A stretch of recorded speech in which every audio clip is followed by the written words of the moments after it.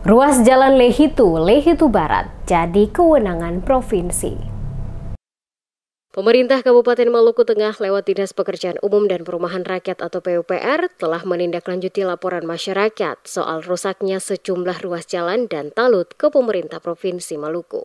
Demikian disampaikan langsung Kepala Dinas Pekerjaan Umum dan Perumahan Rakyat Kabupaten Maluku Tengah, Hasan Firdaus, saat dikonfirmasi sejumlah wartawan atas tindak lanjut pelaporan masyarakat menyangkut kerusakan jalan di Kecamatan Lehitu dan Lehitu Barat. Dijelaskan Firdaus, Dinas PUPR Kabupaten Maluku Tengah telah merekap seluruh laporan yang masuk dan diteruskan ke Provinsi Maluku lewat Dinas PUPR Provinsi untuk dapat segera ditindaklanjuti. Mengingat status jalan di Kecamatan Lehitu dan Lehitu Barat telah beralih ke provinsi.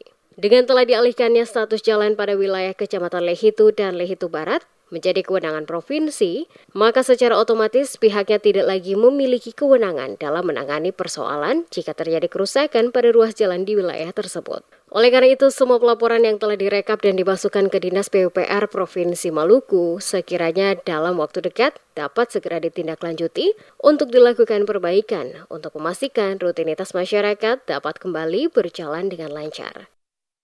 Seperti yang Beta sampaikan tadi, itu kewenangannya provinsi. Nah, kita tetap mengupayakan itu. Bahkan di forum UPD ini salah satu yang kita putuskan adalah membawa usulan itu, termasuk prioritas yang harus kita lakukan.